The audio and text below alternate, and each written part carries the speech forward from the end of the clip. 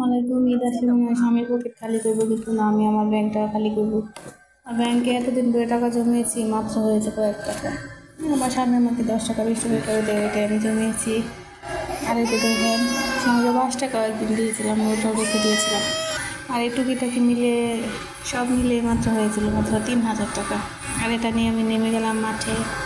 আর আজকে এই 3,000 টাকায় কিন্তু আমি তেমন কিছু কিনতে পারি না। দেখেন আমার মেয়ে টাকাটা ছেড়ে দিয়েছে, মানে ও নেবে এমন করতে করতে টাকাটা ছেড়ে ফেলেছে। আর আমার ভীষণ মন খারাপ হচ্ছিলো, কারণ আমার ব্যাংকটা ফাঁকা হয়ে যাচ্ছিলো। আর এই সব টাকা নিয়ে আমি বেরিয়ে গেলাম টঙ্গী।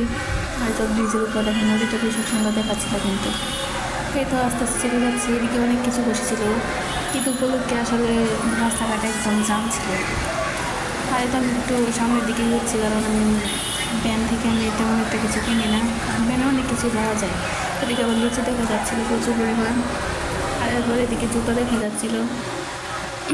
আবার এদিকে কিছু গাছ দেখা যাচ্ছিলো। আর এইগুলো ব্যানের মধ্যে দেখেন অনেক সুন্দর সুন্দর জামা কাপড়, এগুলো কিন্তু একদম রিজনেবল প্রাইসের মধ্যে।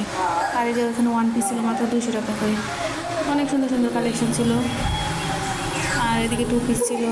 আর এদিকে অনেক, আমি নিজের জন্য জুতা দেখতেছিলাম, কিন্তু জুতা আর কিনিনি।